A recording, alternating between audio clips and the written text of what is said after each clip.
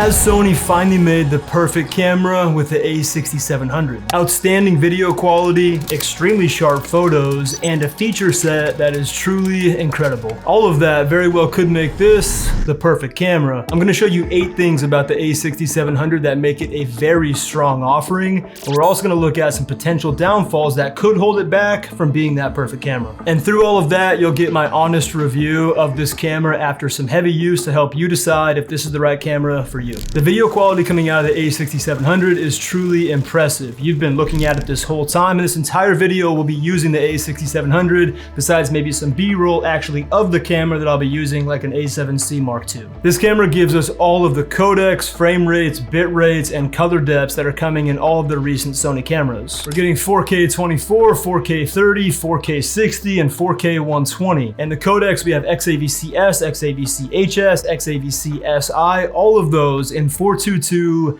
10-bit color. And if all of that is over your head, just use XAVC-S. It's a great codec and you're gonna like your results a lot. It's great that we get 4K 120 in this camera, something we've asked Sony for a long time with the a6000 series cameras. It does have a 1.5 times crop, so besides that punch-in you have to deal with, you're gonna get a little bit of a quality loss there, but I think the image is still outstanding. And in 4K 60, we're using the entire sensor, so no crop at all, and it's a 6K sensor that's down sampling to 4K. The quality is really high, and that 4K 60 I think is a huge strength of this camera. We get all of the classic Sony picture profiles as well as the highly desirable S-Cinetone, and now that we have 422 10-bit color, we can actually utilize S-Log3 to its full potential. And just like 4K 120, another feature we've been asking for a long time in these Sony cameras is the ability to preview and upload our own custom LUTs and look at those in camera before we even start shooting, which is something that we can do in the a6700. And as far as crop sensor cameras go, this camera does perform extremely well in low light situations. In my experience, I've found that going up to 12,800 ISO is completely usable. Before going much higher than that, the image starts to fall apart a bit, but 12,800 is really impressive. You can also live stream simply by connecting a USB-C cable to the camera in your computer in 4K 30, which makes it a good streaming option. We're about to look at how good the a6700 is at autofocus. At any point during that section, if you're getting something from this video, let me know by giving it a tap on the thumbs up. And while you're down there, hit that subscribe button if you want to see future videos about the a6700 or some photo, video education, because that is what this channel is all about. In regards to autofocus, this camera simply doesn't miss. It's likely due to the fact that it has a bunch of different subject recognitions that we can do with complete tracking across 93% of the frame, which is a lot. In short, I have pure confidence with this camera when it comes to autofocus. A lot of that autofocus strength comes back to the new AI chip that's in this camera, which comes with a few additional features.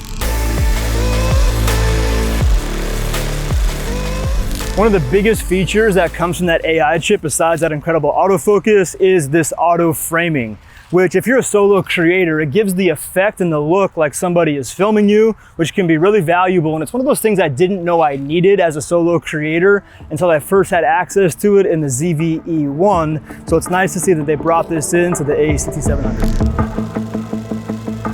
Compact cameras are usually a letdown when it comes to their build quality, the amount of customizable buttons, the size of the grip, and the amount of dials. But the a6700 is probably the best that I've seen. First off, it uses the Sony NP-FZ battery, kind of a mouthful there. Anyways, that battery is the same one that you see in the a7S III, the a7 IV. It's a bigger battery, but it has a very good battery life. It's one of the best out there. And because of that battery, we get this substantial grip on the a6700. Which is a huge win in my opinion. The grip is fantastic, especially if you look at it compared to my new Sony a7C Mark II, which is a full frame $2,200 camera, and the a6700's grip is just way better. We also get 3 dials for aperture, shutter speed, and ISO, which is new on these a6000 series cameras, where previously we were pretty limited on the amount of dials that we had. We get a fully articulating touch screen that we can actually change the settings on via touch, which is particularly convenient when you're doing a vlog style shot and you want to change some settings. You're getting the updated Sony menu system, which they finally got right after a lot of years of going through some pretty rough menus. It has the digital hot shoe, which you can use the new Sony microphones and not have to worry about connecting any cables. And you get manual toggles from switching between photo, video, and S&Q, which is a really important feature for a hybrid style camera, meaning you're switching from photo to video often, and having that manual toggle is one of those small things that goes a really long way.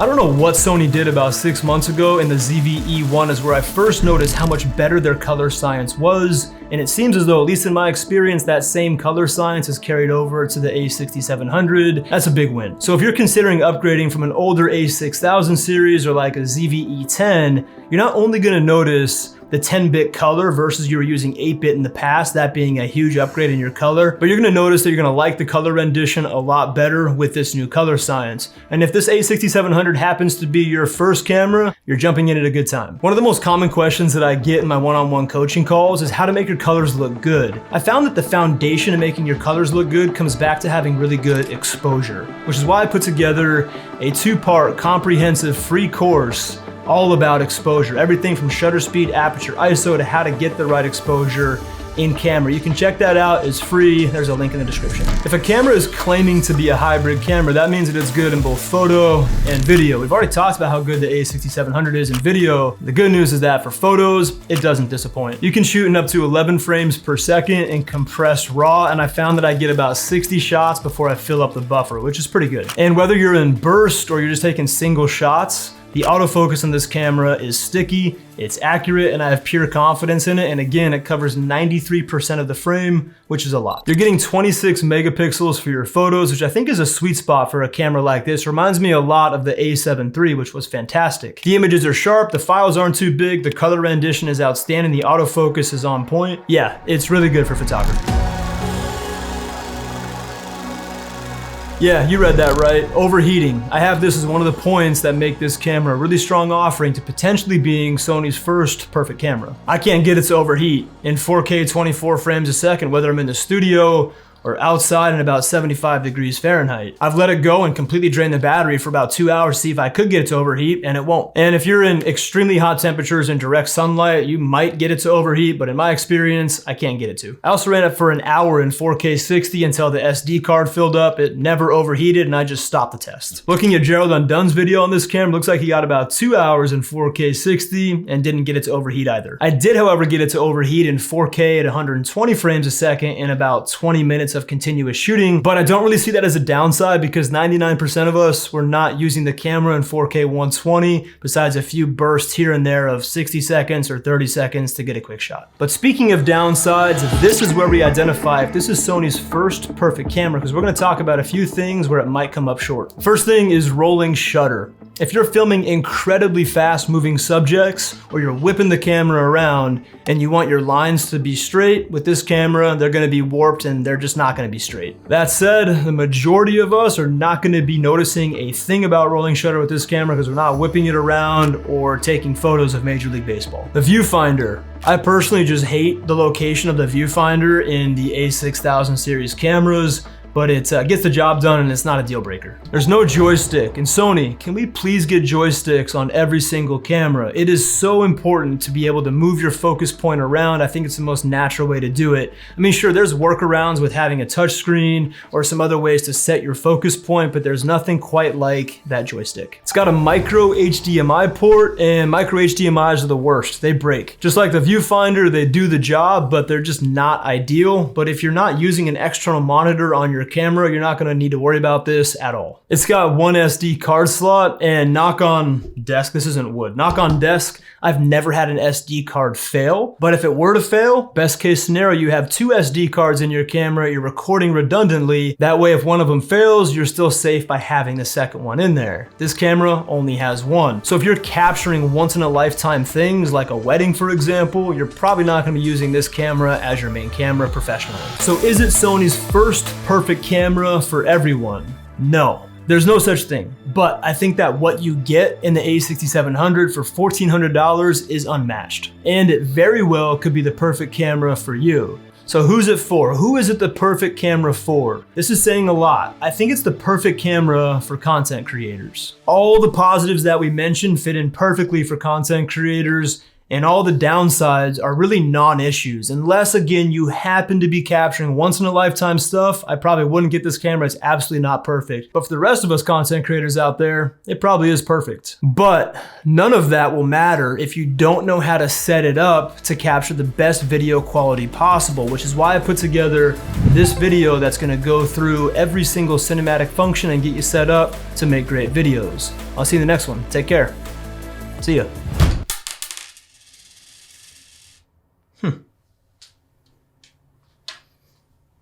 No idea what that was.